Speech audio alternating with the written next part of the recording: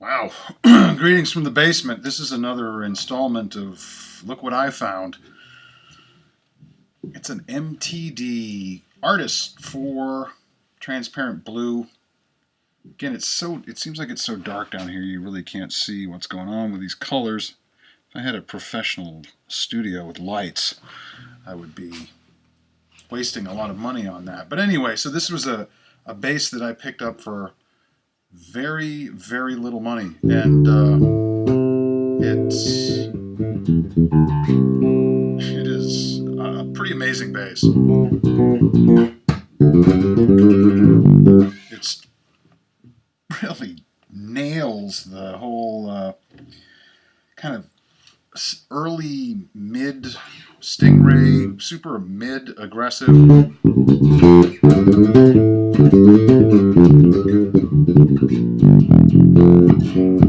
It is super tight.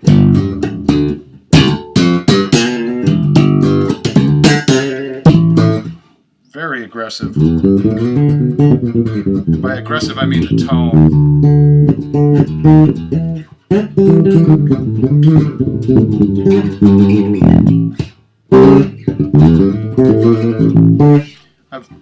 So, backstory on this, I picked it up for very little money. Had a couple things going on with it that I fixed. I basically decided to just strip it down. The neck angle seemed good, so I didn't mess with that. I made sure that the truss rod worked and that the bolts got like a 4-bolt system on the back there. I made sure all that was good. Battery was, of course, pooched, and that was replaced. Took the bridge apart, took the bridge off, and filled the holes, because someone had swapped bridges on this for a badass, which it absolutely didn't need. This bridge works perfectly fine, and there's nothing really that you would gain from that except maybe a little lateral stability. But other than that, there's nothing wrong with this bridge at all. It's got the classic sort of single Music Man humbucking pickup in that sweet spot there, and it does everything right. Three band EQ, so it's volume, treble, mid, and bass, and it's boost and cut. The newer ones of these have a slotted little system here where you can swap the strings out a little bit easier. It's the same basic thing, except it's just got a slot cut through this back tab. Not a big deal. This is the truss rod cover, essentially, which is at the body instead of at the headstock. Little different thing that Michael Tobias always did, but I really like it. I mean, I like I'm a sucker for matching headstock maple board bass. I mean, I am just flat out shut up and take my money. It's a satin finish neck, maple neck, maple fretboard, 24 frets, medium jumbo, which is a nice size. It's got a 0 fret, which I love. I have always said that if I ever had a signature bass, which I never will unless I build it myself, it would have a 0 fret, because this way the open string has the same exact tonal characteristics as any of the fretted strings, right? Any of the fretted notes, because the open string is a fretted note. How much sense does that make? A lot. It makes a lot of sense. This has got the buzz, fade, and tuning system also, which is like a compensated nut. On other basses I've seen, I've really never thought about it before, but the idea of a compensated nut for a 0 fret bass. Obviously there's something else going on with the 0 fret. Maybe that's where the compensation is. You tune it slightly differently than you tune a regular bass. You tune it a certain amount, like 1 or 2 cents flat at a certain point, and it's a little more complicated. I don't think anyone really notices this stuff, honestly, unless you're on a recording and a recording date. But it's got new strings on it, so it might be a little bit out of tune. But It sounds really, really good. It's got a slight little volute here. You can see that, maybe. Can you see it? Yeah, there you go. It's got a little volute. Some discoloration here and there on the back of the neck and on the underside. I don't really know what that's from, but it's also not a big enough bother to worry about, especially for the price that I paid for it. Off-brand tuners that they look very similar to the Goto tuners, the classic Goto tuners, lightweight. That's all that really matters. They're lightweight. This one's an earlier model of the artist, the Kingston, I should say. I should put that in there because MTD, Michael Tobias design. If it's the US-made ones, are really expensive. I mean, thousands of dollars. The Kingston series was their version of, Fender Squire, Lakeland Skyline, the Sterling series from Ernie Ball. You basically have to kind of, but a lot of companies decided, hey, there's a market we're not making here. People love us, but they can't quite hang with the multi-$1,000 basses. So they came out with the lower price point models. I think the Korean ones, this is made in Korea, like I said. The new ones are made in China. I'm just not down with that at all. So these Korean-made ones were made really well. They were made really well. This is a great feeling neck. It's an asymmetrical neck, which means that not only does it have more meat on the bass side than on the treble side, but the profile changes slightly as you go up the neck. It's really super comfortable to play.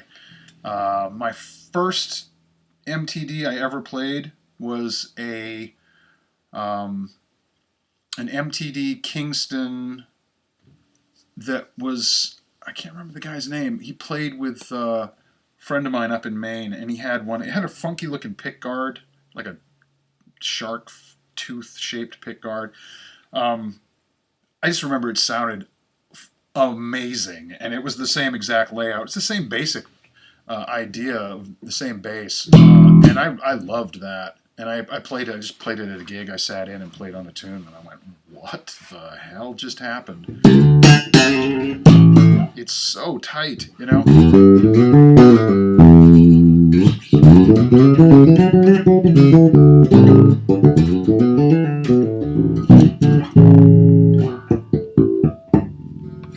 Crazy.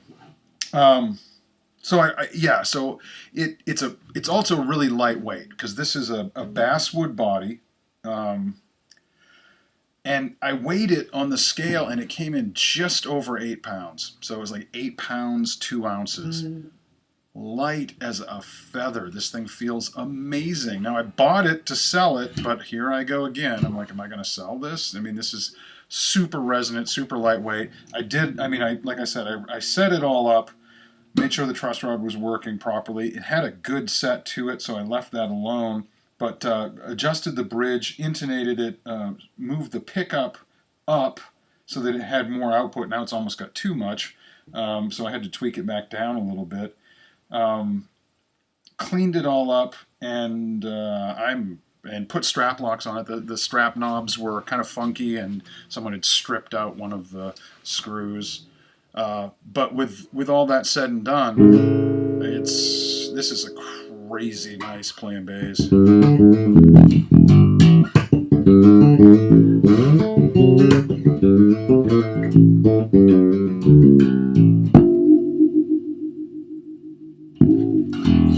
I love it. I won't say I'm going to keep it because Bill would make a comment that I say that about everything. Other than, I guess the only thing I've kept all these years is my name. But anyway, so it's a really nice sounding bass. It just plays effortlessly.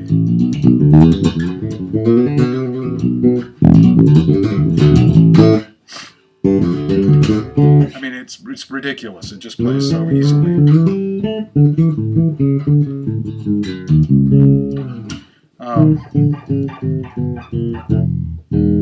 It's got, I put DR Pure Blues nickel strings on it, which I'm kind of have a really quite a crush on. Actually, I've got them kind of putting them on everything that I have round wounds on, at least. Matter of fact, I've got a set to put on the Roscoe, but the DR Black Beauties that are on it are so, they're still got a lot of life left, so I'm not just going to change strings for no reason. But this, I could totally see this being, it's got a really nice contour to the body. It's got like a really, deep contour, really comfortable. Neck heel has got a really nice shape, almost exactly the same feel as the Roscoe does, as a matter of fact. Obviously, this is the control cavity. This is the battery cavity. It's a really pretty. It's showing. It looks like it's showing up as really blue. It's kind of more of a teal blue. I don't know what's going on with the lighting down here, other than it sucks. But yeah, I'm just digging this thing.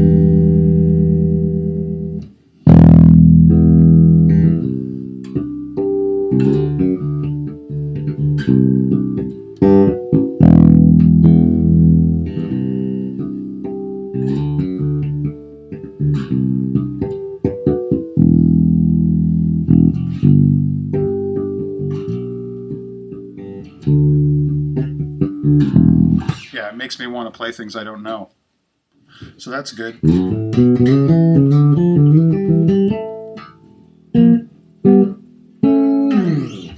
Very, very cool. So I'm pretty psyched. It's the Michael Tobias Designs, the MTD Kingston series, Artist 4. Transparent blue. It's a badass. It really is. So light. Oh my god.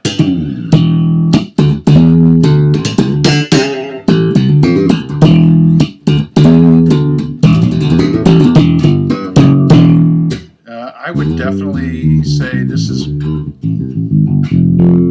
one of the lightest basses I've ever owned, and it's also one of the most resonant and punchy and tight basses I've ever owned. It's really, it just projects. Hopefully, I don't know if it's coming across. Again, I mean, I'm just recording this with the MacBook built-in microphone, and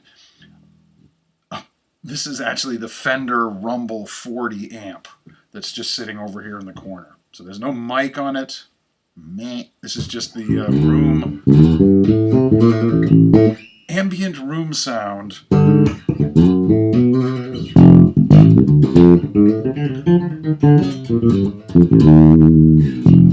Which it's in the room, it sounds balls out, beautiful. You can comment if it doesn't to you. I don't know. I'll listen to it before I post it, I guess. But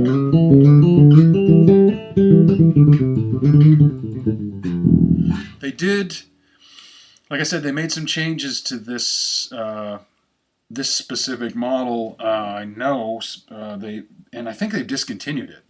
Actually, last I saw, there were some leftover from Dana B. Goods, who's the importer, and you could pick it up for $6.50 maybe or something like that. But that's it. Once they're gone, they're gone. But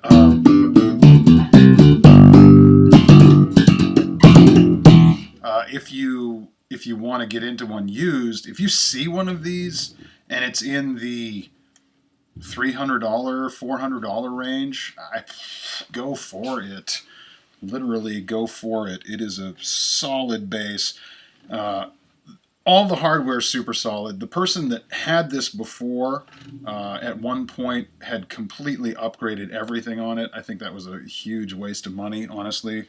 Bartolini pickup, Bartolini preamp, badass bridge, hip shot tuners, all this stuff. It needed none of that. This is all the original stuff back on it and set up properly. It sounds amazing. So, and plays amazing. You would gain nothing by putting all that stuff on other than just trying to look cool.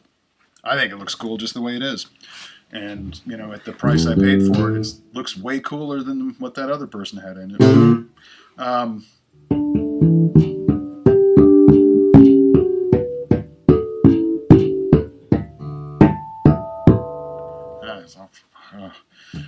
super resonant. Anyway, I just wanted to make a quick little rambling mulch pit of a video about this thing, just because it sounded so nice when I started playing it.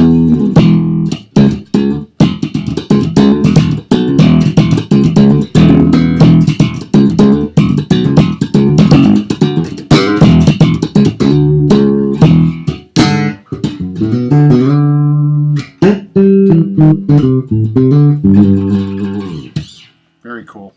All right, MTD Kingston Artist 4, you rock. Also, by the way, I love the fact that there are no markers on the fretboard. That also is very reminiscent of the previous Roscoe LG 3005 that I had, that was a green bass matching headstock with a no marker maple board, and I just think it looks, I don't know, I think it looks clean and sick, and I might have to keep this. I think I'm talking myself into it.